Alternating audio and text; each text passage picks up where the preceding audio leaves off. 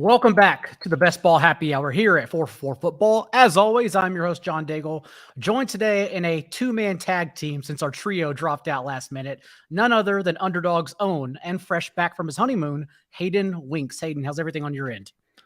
Very good. Feel very refreshed. I was just telling you before, now that career is in place, wedding just happened. Now it's like, what am I supposed to be doing here? Like I feel like I should be game planning for something, but now it seems like I can just like live my life and not have to stress over anything for a little bit. It's great. A beautiful wedding that I was in Thank attendance you. at.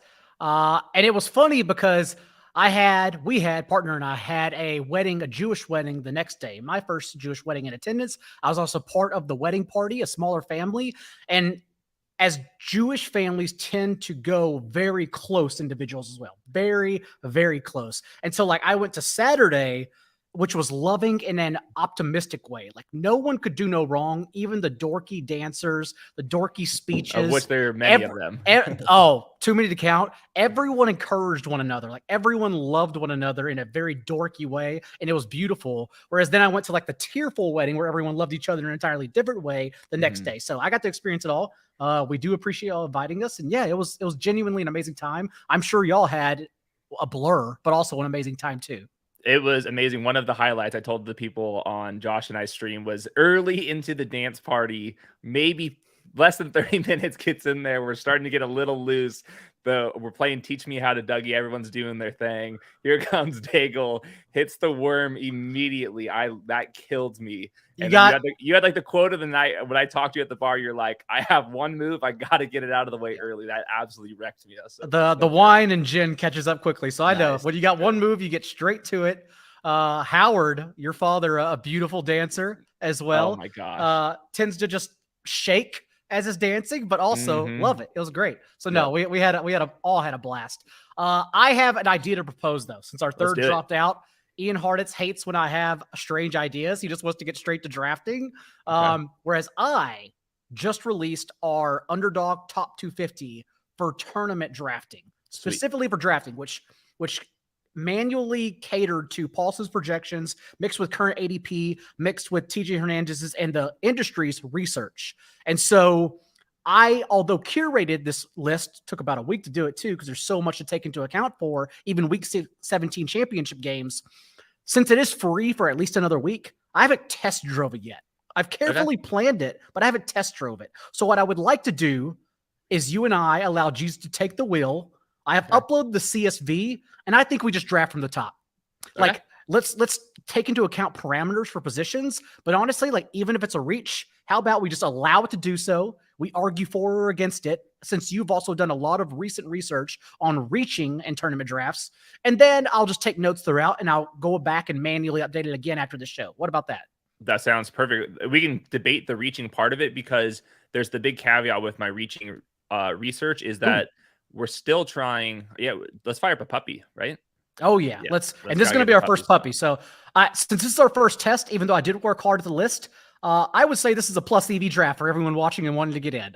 I would just go ahead and take this 11-team league right now. So 30 seconds per pick. Apparently it has been nuts in the puppy streets. I've seen some very wacky builds out there. I think a lot of people are trying best ball drafts out for the first time today, because it's only $5 to enter instead of $25. So we might get some chaos. But going back to the reaching thing is, yes, like we want to, like, this is like the perfect opportunity for us to debate which players we like, and then figure out if we want to do it, draft them now or wait a little bit. When are we going to be prioritizing the stack? This is like kind of the perfect reason why I wanted to write that article, is because I want everyone to have player takes. Like, player takes are good. They like ADP is pretty efficient, but it's not 100% efficient. So when Paulson does his projections, when TJ Hernandez does his research, when you're combing through it and reading the best ball or all the athletic articles, you're probably better than ADPs. But at what point do you have to reach on these players? So this would be perfect. I also still prefer to, as I did in our rankings, tier them off. And then, as Phil's already commenting on, I told you, light mode is never going away. Now, if we think light mode or dark mode is better for streaming purposes, I will switch for the people. But quite frankly, light mode is enlightening to me. It wakes me up. It makes me feel fresh whenever I draft. So we stick with light mode for right now. Also, Luis asks, this is the funny part about it. The difference between Puppy and Best Ball Mania 3. I've also been touting Hernandez's Best Ball Mania series, 6-part series for free on the website right now, because like there isn't a scoring difference. It's just a matter of money, entry fees. Yep. And so like it's the same strategy as far as I'm concerned right now. Although like last year, and of course there were a few things that happened, like the Cam Akers injury throughout the offseason, which then suppressed wide receiver ADP immensely, and puppies in particular. But right now, and I would guess for the next month, they're the same. Their ADPs are the same. And so that's good. We can attack them both the same. Yeah, I would say the only difference is that in Best Ball Mania 3, you have to be keeping in mind when you're doing some of your drafts and your exposures, like I can win back some exposures later on in the year. The puppy's going to fill, I would say, 14 days, maybe less than that. We'll see how fast this thing gets going, but this is a time capsule draft, and that's the only difference. The scoring the same, even like the puppy's a little less top heavy than Best Ball Mania 3, but tell me like how you would strategize the difference between 20% versus 15% to first place. So it's for the most part, it's just the time capsule portion of this thing.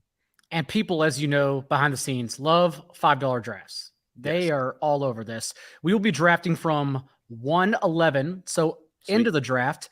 And as mentioned on this show, when TJ joined us also on the Most Accurate podcast, I did prioritize superhero RB. So basically 2 RBs in the first 3 rounds. I jammed everybody up. You have to make a lot of decisions throughout. And honestly, we'll see in the rankings too. Like the biggest decision really is that everyone, I blame our friends at Ship Chasing, but everyone right now is very high on Sky Moore and Christian Watson in particular, whereas Paulson's projections are, I mean, I'm with Paulson. In terms of ADP, like Sky Moore and Christian Watson are like 6 or 7 rounds behind where they're going right now. And so I put him in the middle to take a stand and say, well, if like Sky Moore, Christian Watson drops 3 or 4 rounds via ADP, I think that's fine. But even that's still ahead of like where we have him projected right now. Yeah, it's different. The only possible exception could be that if you're thinking these rookies are going to have better performances like week 17 where all this thing matters. But for the most part, like I think is it crazy for me to say that it's like almost a toss up between McCole Hardman and Sky Moore for points this year? Just straight up. I think it's like somewhat reasonable. We'll see. I don't think it's a toss-up, but I would guess Sky Moore at least has a higher ceiling. Yes, and for sure. Since we are doing superhero RB per these rankings, it automatically jolts it to the top, and we start with Joe Mixon. I think that's fine. Because totally again, this is a tier, and if someone wants to take these rankings and then play their tier, and then you can get into the individual player analysis, that's cool. But yeah, we go Joe Mixon, and I'm totally happy with that. And we'll see what Glaw does here. Where it's going to get very interesting is about probably the 3rd round, honestly, because that's when you get into lots of wide receivers there. And I jammed, as you'll see, we're going to go DeAndre Swift here. I guess we have to. That's the rule here. We are abiding by the rankings, given outlandish like 5 quarterbacks, but maybe we even do that. So superhero RB, here we are. We're going to see what happens in the 3rd.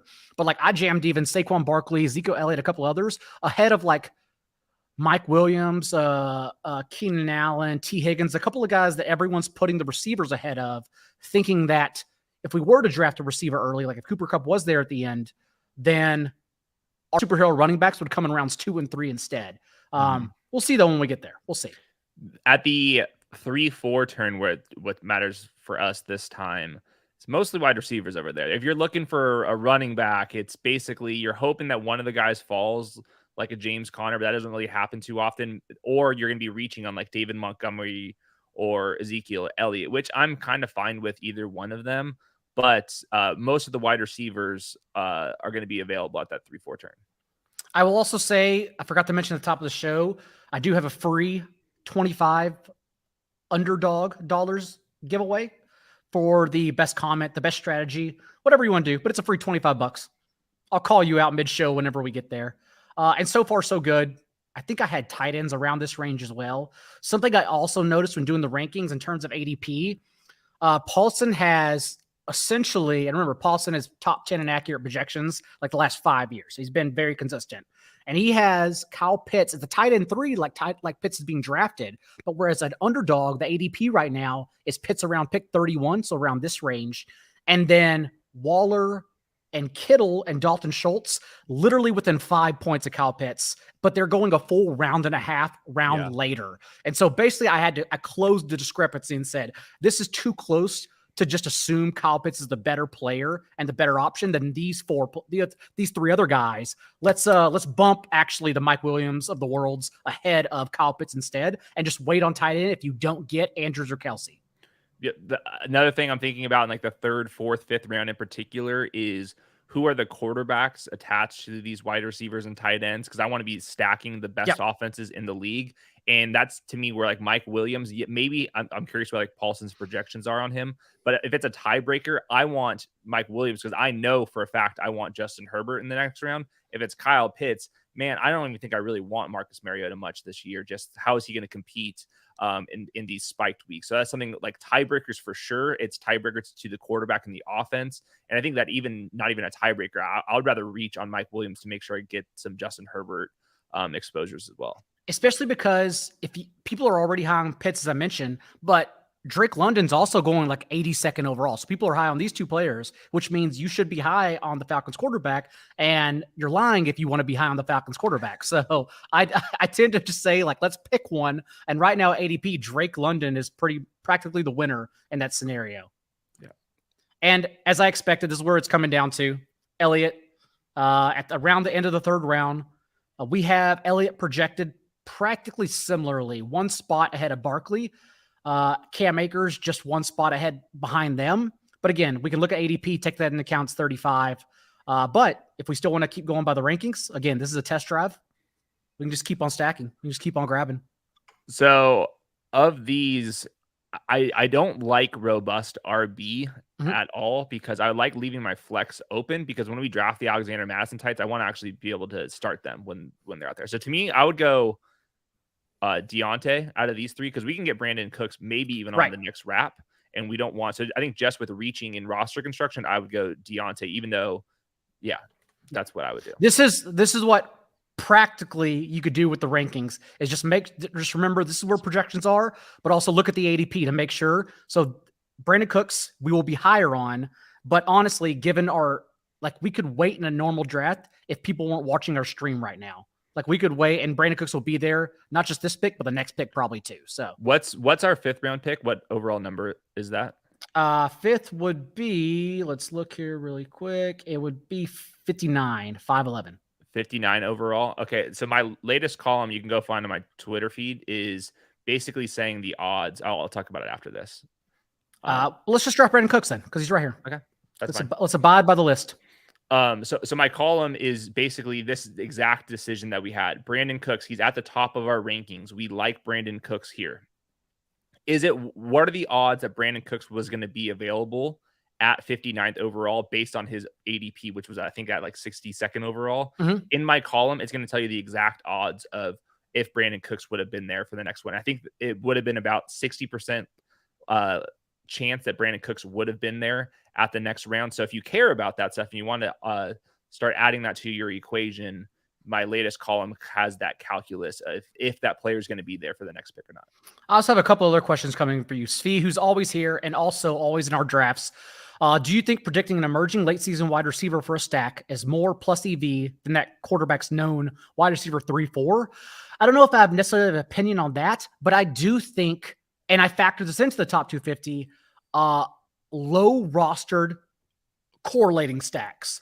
So rather than grabbing Sky Moore, who won't be low rostered given his ADP we discussed earlier, but I would rather wait for Mecole Hardman, who I don't even believe in, but being less rostered than Sky Moore if I have Patrick Mahomes. That's kind of the way I'm looking at everything. Same for like Bryan Edwards instead of like the second Falcons wide receiver, especially because, again, Cardinals and Falcons play in week 17. So that's how I sort of look at it. I just want the low rostered, ambiguous option. Yeah, the weirdness with the rostering and uniqueness for best ball is Mecole Hardman's still going to be 100% rostered. Yeah. You know, like he's going early enough. Like only like the round 16, 17, 18 players is where you're getting players that are only being taken 80%, 40%, 30% of the time. So it's a very interesting thing about trying to get unique in these drafts because everyone's 100% roster. Like uniqueness is much easier to do in DFS because those players are only rostered 4% of the time. Like that's how you get uniqueness. How are you getting unique on a Mecole Hardman team? It's very hard to do. It's very marginal. So it really just comes down to your projections and the team fits and like how does that player project in your team. So like for this, like the wide receiver stack, yes, that's important. The late breakout guy, if you need some upside because you drafted a bunch of old veteran wide receivers like Adam Thielen who might not even make it to week 17, then maybe that wide receiver fits. So I think it's mostly a wash, and it really just comes down to kind of your projections.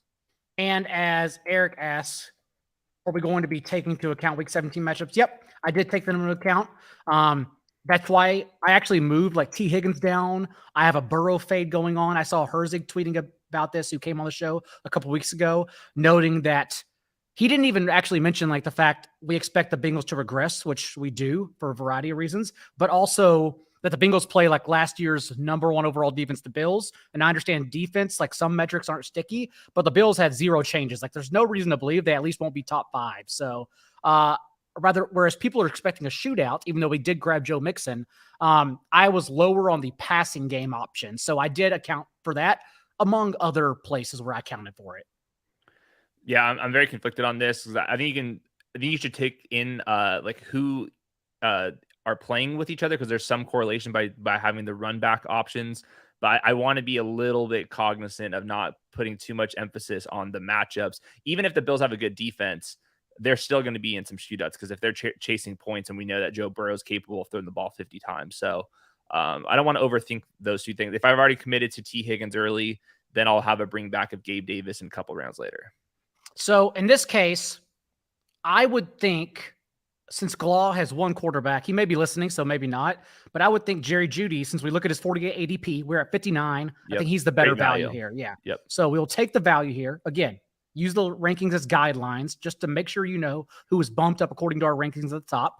And then hopefully we get Jalen Hurts. I did put him above consensus around this range. He is he's my QB6 overall. And I think he should be in like the same tier as a Patrick Mahomes, depending if you have Justin Herbert, Lamar Jackson, and Kyler Murray over, or at least very similar to Patrick Mahomes. So that's kind of why I have Jalen Hurts higher. What's Dallas Goedert's ADP? 93 right now. Okay, so I would, if we're taking Hurts here, I still want him stacked. You know, like we missed on the AJ Brown, so I think that we'd have to prioritize Dallas Goedert, or not prioritize, but at least have him and get queued up. You've seen enough drafts. I am drafting around the clock. I'm seeing a lot of the people I recognize now, and in 6-team leagues as well, since I'm on a rampage about it's so fun about hashtag we won't win 2M, because we're not going to win 2 million, but we can make up for our 2 million entry fees by drafting 6-team leagues. So that's where I'm at, and I see a lot more people joining me and stealing my rankings, and now they're becoming harder. But I still believe everyone should be doing 6-team leagues to make up for their entry fees we're burning in the Best Ball Mania, because we love playing the Mania, but we're not going to win 2M. I for sure won't, because I'm not allowed to play. Now for the 6, you could. I can't play. I for sure. I don't know. Really don't know if I could either, to be honest. Okay. I still think being perfect for 17 weeks is basically the hardest thing that we will ever do in the fantasy sphere. It is pretty tough for sure. Going back to the 6-person draft, so I think there's a lot of edge in just opening the board and sniping people based off of how many positions they've drafted, and do the calculus. Where is the teardrops off? And typically it's like, I don't want the Zeke Elliott's, David Montgomery's, Breece Hall. Like, I don't even want to mess around with that. I just give me like the 3-4 stud running backs. And then there's always so much more wide receiver depth, you know? So I'm always like the last person to be drafting my wide receivers in these 6-person drafts. I go like running backs early, and then I'm sniping the quarterbacks and tight ends based off of what the league mates are doing. And then I win with depth at wide receiver, because like wide receiver 38 projection usually pretty similar to like wide receiver 20, especially when you're only counting their spiked weeks. Agree. Someone asked me, and I've been doing what they call bully RB. And so I've been bullying the board for the first 5 running backs, which basically means Ezekiel Elliott or Cam Akers is my RB5, and then I literally never touch them again. Or if I skip that trend because of a receiver I like more, or because I want Jalen Hurts as my QB2, even though I have wavered in the last like 48 hours, thinking maybe I should try, and I haven't tried it yet. Maybe I should try more. I'll always have Lamar, Kyler, or Jalen Hurts, always. But maybe I should try more Trey Lance at QB2 and waiting and see what I can get. But really, I'm going 2 rushing QBs of those 4, and then bully RB with Akers or Elliott as my RB5. Unless I wait, then typically it's Cordero Patterson, Miles Sanders, or CEH is my RB5, but I never go below that tier. And then 8 wide receivers, and usually means Tyler Lockett or Adam Thielen are my 8 wide receivers because everyone hates both those guys. And I still don't understand why at all. And then usually 3 tight ends. Dallas Goedert, there's a massive teardrop where like everyone lets him stick around for 4 rounds. And so I usually end up with Dallas Goedert, Zach Ertz, and Gronk as my tight end 3. Because Gronk, if you play him as your 3rd tight end, you can definitely sacrifice that spot, knowing you'll still win that position if he comes back. And I do believe he comes back. But if he doesn't, you still have Ertz and Goddard. Yeah, totally fine. Yeah, I mean, we just laid out how to win in drafts that are I just made them harder all the time. Fuck me. Well, I just made them even harder. They're gonna fill faster, so you're gonna win based off of that. How much time you're wasting. So there we go. Here's a question for you: is Underdog releasing another rookie sophomore tourney? Since everyone loves the rookie sophomore tourneys. Yeah, rookies and sophomores tournaments are fun. I don't know the exact plan with the puppies. It's definitely going to depend on how fast they're filling and how fast BBM3 is filling. I have some other ideas about these puppies. I want to get crazier than rookies and sophomores. We can get crazier than just limiting the player pools or how many positions we're rostering. I've got some much bigger, better ideas. I hope that get implemented. I'm yelling at Rudman and everybody else to implement one of my crazy ideas, but we'll see. The puppies are going to be, this is like a basic puppy. We're going to get nuts here in a couple months. So we now have this range right here. This is where the rankings say Tyler Lockett is 89, Russ at 77.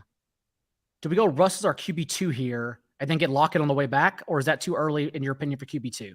I would go Russ. Okay. So talking about uniqueness, the best way to get unique is you can get unique with 2 quarterbacks that have the same bye. There's a little bit of a drop off on how often those 2 quarterbacks are paired.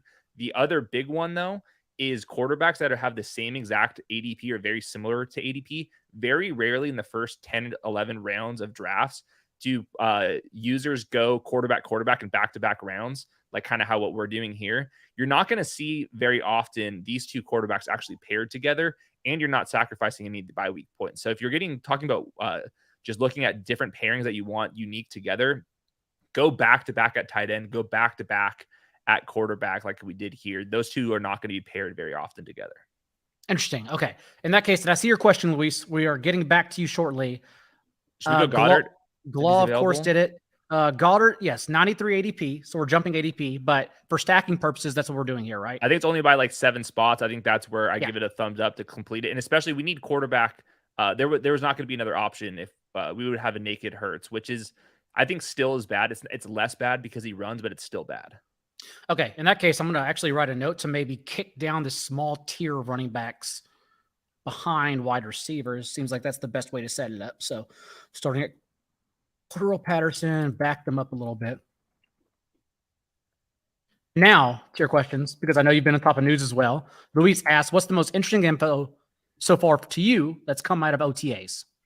I'll let you answer it. Have you been, I missed a week of honeymoon stuff. What did I miss? You haven't missed much. You missed Frank Reich being a terrible fantasy player and saying he'd draft Nyheim Hines. He probably gets last in his league every year. That's for redraft league, of course. You have to hold out for Nyheim Hines. Nyheim Hines already being drafted in a best ball league, so I still don't think Hines will have a role, of course, but is he a good pick? Herzig talked about this. He even likes pairing him and JT together.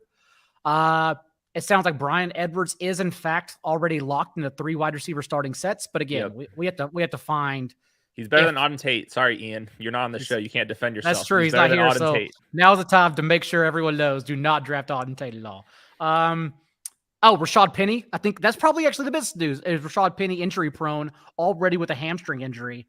But other than that, like it's a lot of small injuries that I really haven't been accounting for. Because we get a lot of Amari Rodgers, best shape of his life. That was my favorite. That's when I tuned out. I was like, all right, enough already with that. It's just literally a ton of that stuff. So I wouldn't say anything significant. Maybe also actually what should be significant is that Daniel Bellinger, the tight end the Giants drafted, is running with the first team offense over Ricky Seals-Jones. Like he's literally starting with Daniel Jones the entire time. So maybe not an impactful move, but at least putting Daniel Bellinger right now over our SJ in our rankings. Give me your hottest take about Treylon Burks being unable to finish a practice. Nothing, a little bit.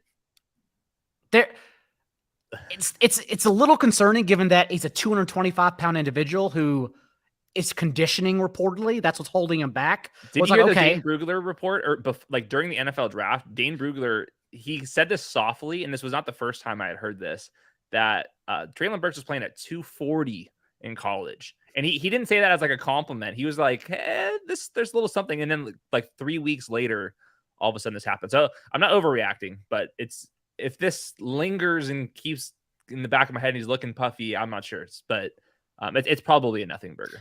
It's at least watch. It's not that I'm overreacting. I think look, this is actually the perfect example. Like Treylon Burks shouldn't go ahead of, these guys, like this range right here anyways, right? In my opinion. No way. So like that's what I'm looking at. Like, of course, I'm like we're taking Adam Thielen over Treylon Burks, and Drake then like London, Darnell Mooney, sure. Rashad Bateman, like target hogs. So that's my issue right now is that I do love the player and I understand his upside, but I believe you mentioned this before the draft. There's also a lot of volatility there, given that he's like a prospect that could go either direction. Like we don't know since we've never seen this style of player before, and that means like the floor could just bottom out. So it's certainly worrisome. Or just that it takes longer for him to develop. Like his ceiling could come, but his ceiling could just come in year 2, year 3, year 4, not year 1. There's a little bit of projection there. So and like AJ Brown, remember AJ Brown's career high in targets in 3 seasons is 106, I believe. Like they never scheme targets to their wide receivers. They run their offensive scheme and their targets have to earn. Their wide receivers have to earn those targets. Whereas AJ Brown was so good he could. So is that possible in year 1 for Treylon Burks? That's a major question mark. Yeah. Those little short crossing routes he's going to be asked. So anyways, we're coming back up here. This is actually we're not too egregious right here. So Chase Claypool.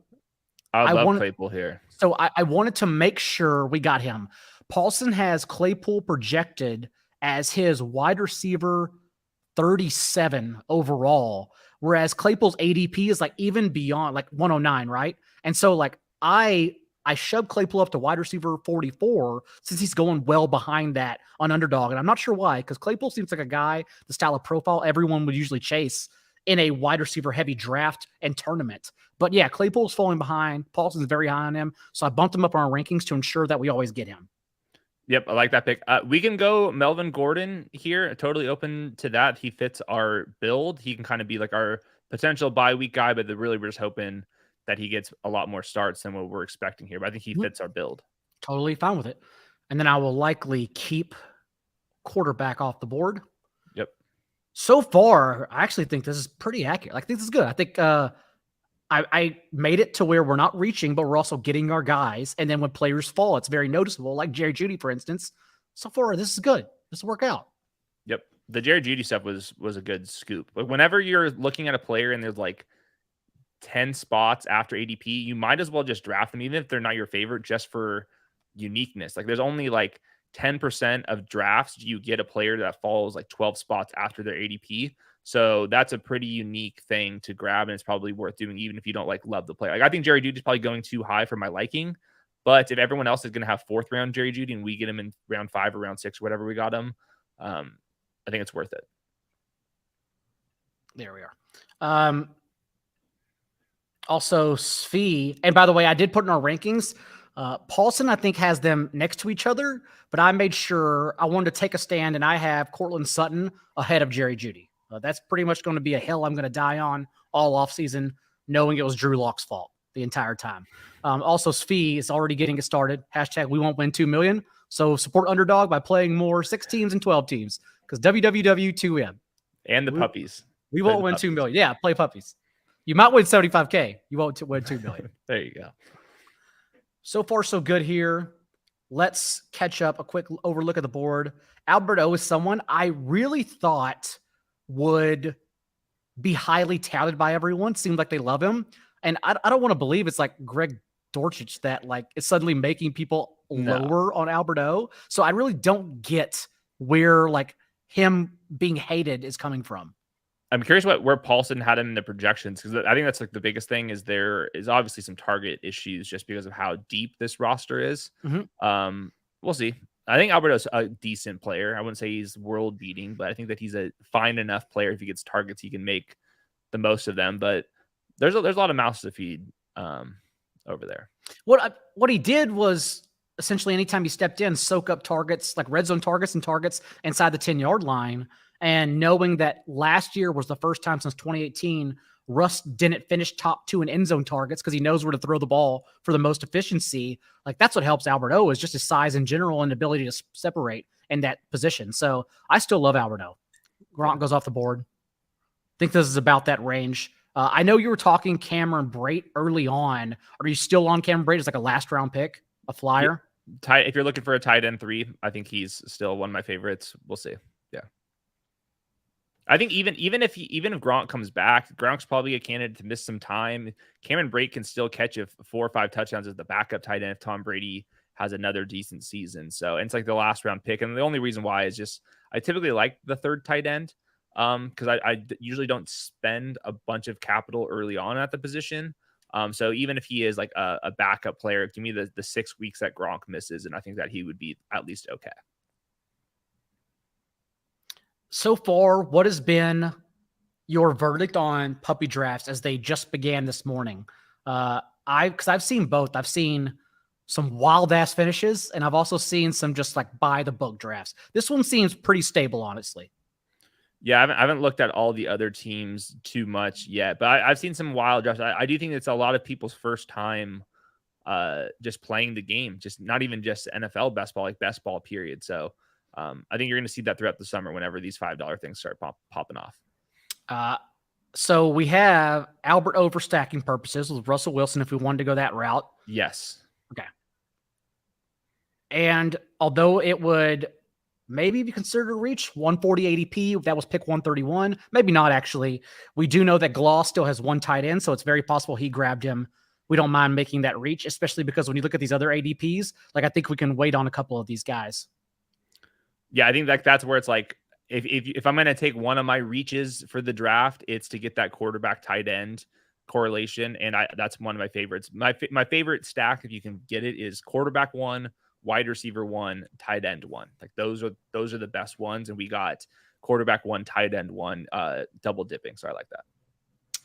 And I think it's going to work itself out nicely because New Orleans week 17 matchup. Oh no, Jarvis Landry just went. Damn it. New Orleans plays the Eagles in week 17. So we had Jalen Hurts and Goddard. What are the other wide receivers that are available? This is where we're at right now.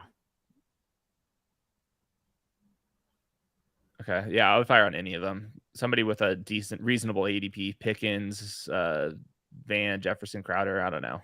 I guess Crowder. That's one that's lower on the rankings, but everyone has boosted up, believing that I guess Isaiah McKenzie doesn't even matter anymore. I don't know. None of them are making enough money. Like they're all making $2 million. They're all going to get cut. So, yeah. It's going to be, I think it's going to be Dawson and Ox. Like that's my Bills take right now. Gabe Davis, like he's not priced at his absolute ceiling, but we're pricing him up like pretty close to it. Same thing with Steph Diggs, obviously. Dawson Knox is the one with actually some room to grow here. So that's my favorite for the Bills. And the competition for Dawson Knox, OJ Howard, who, as much as we love to tout his athleticism, we forget like was very bad, like was awful. Yes. Couldn't block, couldn't catch, and is at least 2 years behind in his development now for a team that ran, I understand, changed OCs, but ran the league low rate in 12 personnel. Like, when is OJ Howard going to get on the field? He's not a threat to Dawson Knox whatsoever. And I think even if he is on the field, it would be in 12 personnel sets, and Dawson Knox would be in the slot in those sets. And it's easier to earn targets in 12 personnel than 11 personnel. So I would even welcome OJ Howard as long as it's not OJ Howard over Dawson Knox. If they can get on the field together, I think that's going to make it easier for Dawson Knox to earn some targets. What are your thoughts on Juju Smith-Schuster right now? Because I think that's what's happening is that Sky Moore is getting pushed up and Mecole Hardman's getting slightly pushed down. Everyone's like sort of forgetting about Juju as probably the number 1 overall pick. I still think MVS has the best ADP out of all of them. What are your thoughts on Juju? Yeah, I'm with you. MVS is my favorite target of them at cost. Then it would be Juju, then Mecole, and then I'm not touching Sky Moore at that price tag. I'll miss out if I miss out on that. I think that I would. I don't want to say I would only draft Juju if I have Patrick Mahomes early, but Juju's getting, I think, priced pretty appropriate to where his projection are. Now, I do think that Juju does have like top 12 fantasy wide receiver in his range of outcomes. If Travis Kelce gets hurt, there's really is not that much competition for underneath targets. It would be Juju at that point. So I have interest in Juju. I think it'd be kind of specific to the build. Definitely more if I have Patrick Mahomes. Now I'm going out of my way to get him.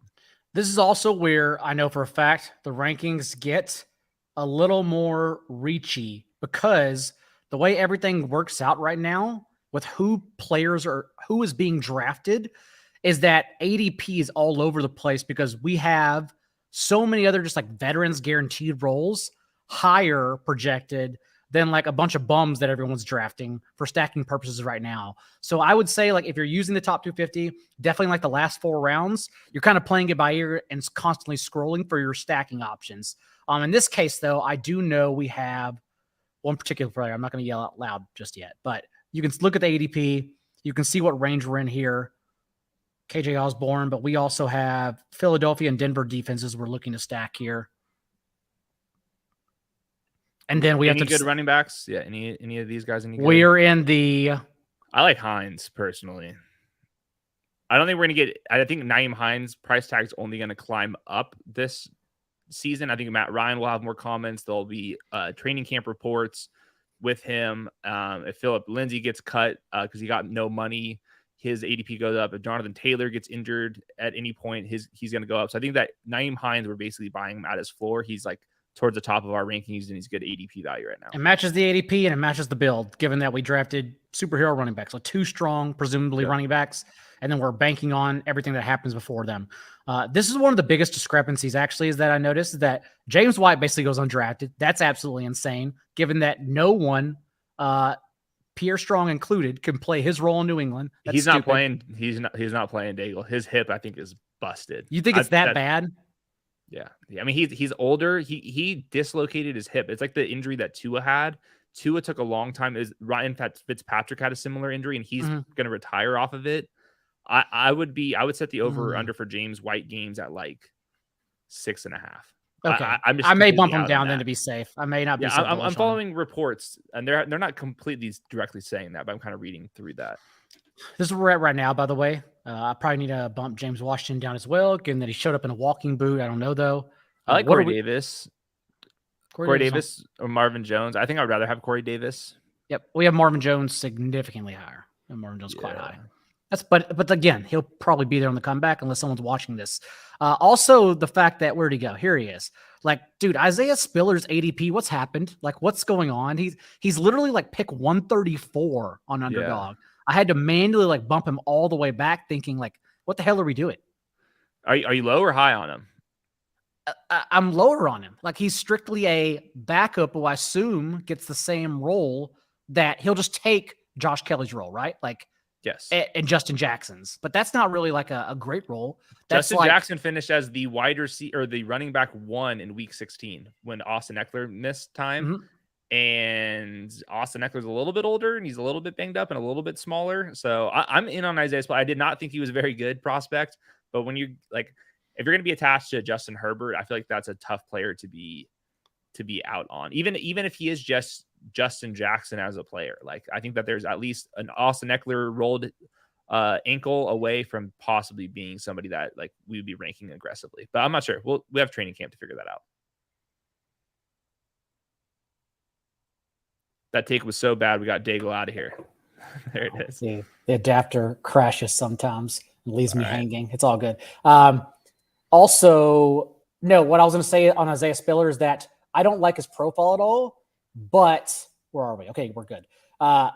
He has the NFL archetype that coaches love. Like, he has the 3-down archetype. So, and he was treated as such at A&M. Yep. He would absolutely be used in that role if Austin Eckler goes down. But I still consider him like, well, I guess if I consider him like Alexander Madison, I should be higher on him then. So yeah, or like Khalil Herbert last year. You know, like Khalil Herbert, I think it's a similar type of player, and he was in our lives for a little bit, and that was the Bears offense, not the Chargers.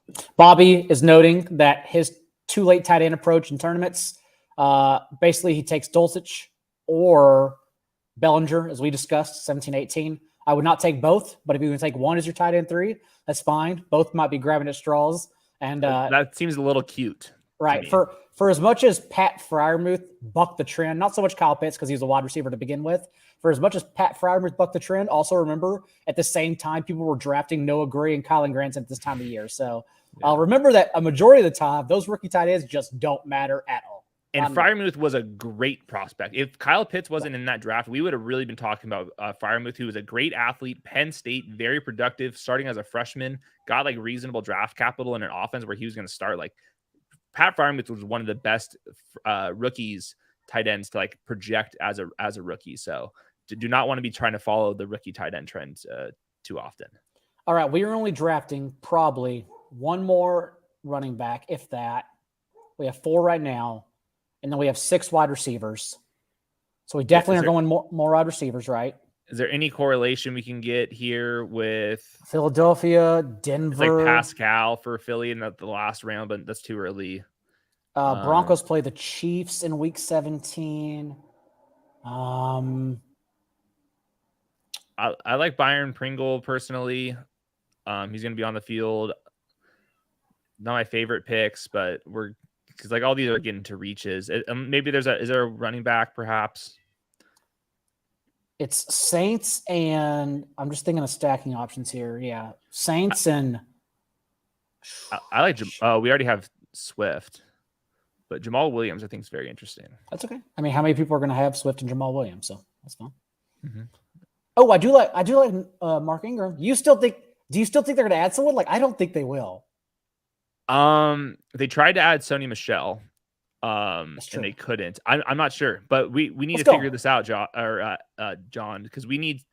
If Kamara is missing some time here, and I mean he knocked this guy out he punched this guy when he was unconscious. Like if that video leaks, Alvin Kamara is going to be in some hot water. I like Mark Ingram for stacking purposes for the Saints, and Eagles. Let's do it. I don't know which free agent running. Do you still have the free agency tracker? Is that being updated at all with the running backs? I'm curious who is even available. It hasn't been updated a couple of weeks, but with Sony Michel off the board now, I mean, practically it's bad. We're at the end. Yeah. That's why I still think a bad take, all due respect to everyone given this take, is that the ADP jumps with like Will Fuller and Julio Jones. Dude, like, do you realize how deep in this wave we are? And they can't get a job. Nobody wants these guys. Will Fuller, the one time he stayed healthy, he was suspended because he was taking drugs to stay healthy. Like, why? We don't want these players. And so I'm totally against the idea of the ADP jump because I just don't think the ADP jump matters because you're still basically drafting trash. They'll be paid very, very low. Very low. 1 year prove it deals. Sammy Watkins got paid earlier this summer. Jarvis Landry was a free agent for less time than these individuals. So yeah, and Landry made $5 million is nothing.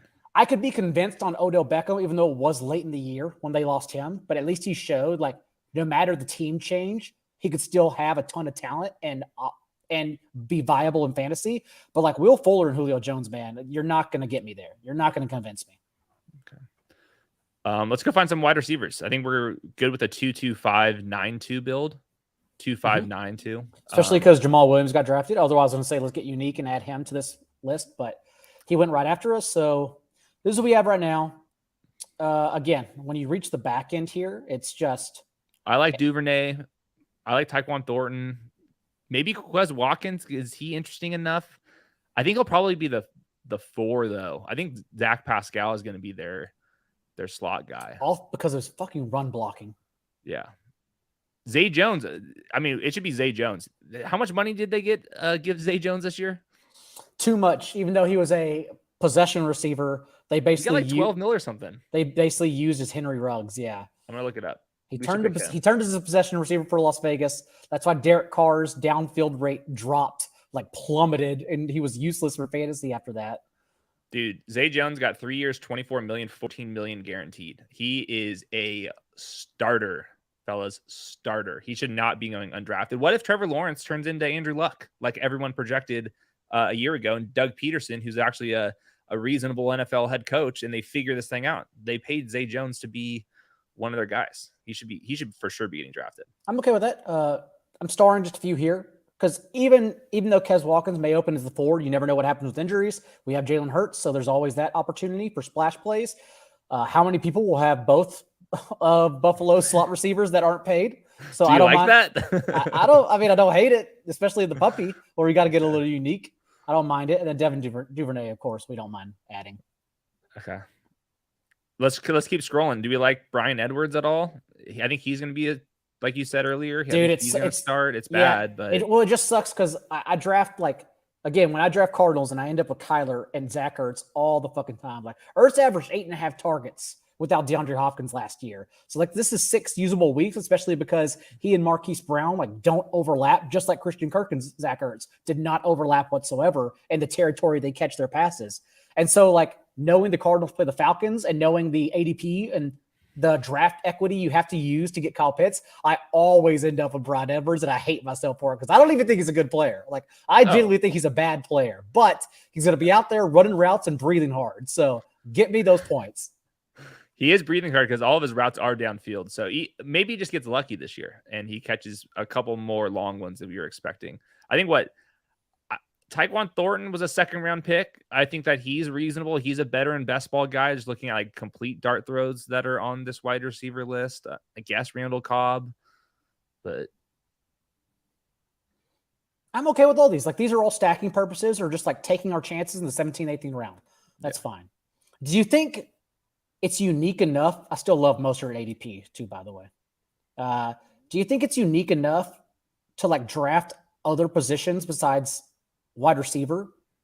Because everyone waits to grab their last round wide receivers. Is that unique enough being the 17th, 18th round? Is waiting for 4th and 5th running backs?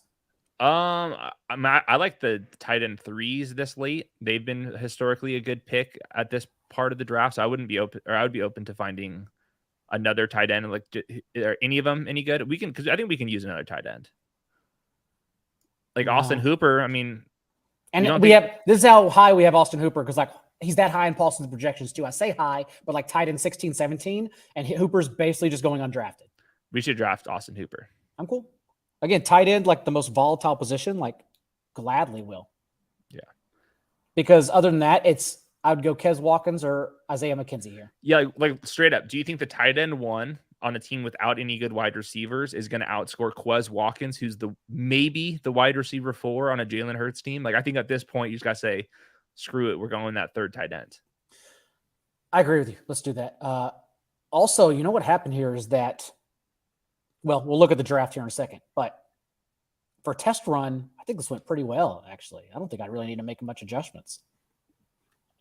Yeah, no, I think that we're in the same pocket. I think there's a little bit weirdness on the running back values at maybe in the middle part of the draft, but it's kind of hard to tell in a one draft sample. But our team looks good. Did you freeze up on me for a second? Yeah, you did. I'm back now. Yeah, you are back now. No, don't be with Pat Kareem. I love you. I love Kareem. But that's been his worst take for a year and a half now. Is Derek Gore's good? Derek Gore's not good. Remember, they used Darrell Williams over Derek Gore consistently. Only when Darrell Williams got injured did they go to Derek Gore, and then they went to Jerick McKinnon because Derek Gore's not good. So they're all bad. Be careful. You just named all bad running backs. They are all bad. Even though CH ADP, I think it's fine, but I'm not high. I don't think there's really potential there, right? I just think the ADP is good. If I was doing a bold prediction show right now, fantasy bold predictions, and it was the old school Roto World one with Josh and us, I think one of mine would be Clyde Edwards-Helaire, top 10 fantasy running back. I feel like I went that route last year and it did not go well. He did get injured though. Yeah. He has his he doesn't have gallbladder problems right now. That brings me to, I think I lost this one. That's actually a great question, Luis. You just named one of yours, Hayden, Clyde Edwards-Helaire. Right now at cost, again, I end up with Jalen Hurts basically in every draft, and you don't even really need to be aggressive. He goes to 65-ish. And so in the 6th round, I think you can get him 5th round too. Do you have anyone off the top of your head? Oh, Adam Thielen. Right now he gets pushed down a ton, immensely. I end up with Tyler Lockett a lot, even though everyone always goes for DK Metcalf, literally 30 spots ahead of Lockett. That seems insane to me. No one gets essentially not ambiguous talent, but ambiguous wide receiver core from new quarterbacks. I'm trying to think who else I may draft. I like Dawson Knox a lot. I do love Dawson Knox. He falls too. He usually gets to Dallas Goedert, and then when people have to make a choice, they then go Dawson Knox and let Goddard sit there for a couple of rounds. Mine's every year is Alexander Madison. Like every single year it's Alexander. He always goes way too fucking late. He always has 3 games where he averages 25 points in them, and we still have not seen the full Dalvin Cook season where he misses 8 games. You know, like that season's coming, and that if you don't have Alexander Madison, you are pretty much screwed, I think. So let's take a last glance at this team. Again, we let Jesus take the wheel. We just went by the rankings. Our first run of the top 250 for tournaments at 4 for 4, which is free right now for anyone watching for a limited time too. So download this shit while you can before we stick it behind a paywall per my request. And we started superhero running back here at the end. Pretty easy. Well, not so easy all the time to get DeAndre Swift here. Galal went a different option, and Devontae Adams, CeeDee Lamb. Totally fine with that too. But again, we try to pile on running backs thinking that's the best strategy. That's been had the high advance rates into the final rounds in the first 2 Best Ball Manias. And this is essentially a Best Ball Mania, given that it's a large field, top heavy payout tournament. And then we just picked off the wide receiver values from there, even getting Jerry Jeudy around basically behind his ADP. We grabbed our 2 quarterbacks, as TJ Hernandez even said. Remember, 2 quarterbacks in very nice round 6 through 9. Very easy to remember if you think about it like that. And we did so. We also got our stacks in Jalen Hurts, Dallas Goedert. We got Russell Wilson, Jerry Jeudy, and Albert O. And then we just started picking apart which wide receivers we think based on ADP or values, not to mention upside running backs at the end. Saints also play the Eagles in week 17, so we factored that in, which is also factored into the rankings. Hayden, I think this is actually, I expected for this to burn to the ground when I gave you this idea. I think Ian would be proud because this actually worked out really well. This team could easily advance. This might be a semifinals team. Maybe we'll see. If Russell Wilson balls out, this team is in a good spot. The company doesn't allow you to draft, but the company may allow you to get a Venmo if this team advances. So just keep that in mind. The lawyers did not like that. Also, if we were handing away 25 free bucks, it's got to be we won't win $2 million to Svi. So Svi, I'm writing your screen name down because you also like playing 12-team leagues and 16 leagues to make sure when you enter Best Ball Mania in the puppy, you make up for your league entry fees because hashtag we won't win $2 million. Daigle's just coming at the Underdog lawyers and marketing team, just absolutely grilling us. For the record, somebody will win $2 million. They will. It might not be Daigle, but it won't be me. Somebody. It won't be me. I can't be perfect for 17 weeks. Knowing how I build lineups, how chaotic they can be, it's not going to be me. But hopefully, better yet, it is a viewer or listener. The others, though, won't win $2 million. So until then, Hayden, what else do you have coming out at Underdog now that you are back, you're married, and you're honeymooned all up? Yeah, so the biggest thing is the should you reach on players and then the odds that a player will fall to you at your next pick. That's on the Underdog Network. Josh and I, we are in the off-season podcast dead zone where we are just the worst ideas we've ever had. Basically waiting until July before we get really back into this thing. But I got rankings up there, and I'll be dealing with a little bit of strategy things, quarterback pairings, uniqueness in best ball, like those type of like really niche topics. I'm basically pivoting to the people that actually care about best ball in May and June, like doing the content for them, because we all know the real views and stuff come in July and August from the people that are doing the regular drafts. So now's the time for me to go into like the deepest niche parts of best ball. I agree. I also, again, Underdog Top 250, I will be updating it accordingly. But right now, seems pretty set, got to be honest. So go to 44.com, look under the Tools tab and Underdog, and then Rankings. You can get the download, the CSV, and the rankings from there. Also, if you're a sub, go to the projections where Paulson finished everything up, and there are numerous drop-down options for your league settings, just in case you're playing something different. But until then, I think we're all set here. Go ahead. Use the roster construction tool. That thing is insane that you guys have, which is also free right now. And there's a chat every day about when the hell to take that thing by the paywall. I'm pretty sure it's in the next week. I'm pretty sure you get away with the holidays because Luis forgot. So get it in right now, and then by Tuesday, I would expect it to go behind the paywall. So Roster Construction Explorer, TJ's series. Also, we brought Paulson on the show, the most accurate podcast, iTunes, Spotify, to talk about this top 250 and where I may have gone wrong initially before updates. So stay tuned to all that. Thank you for joining us. I assume Ian will be back next week. We'll be back to being a trio. See you next time.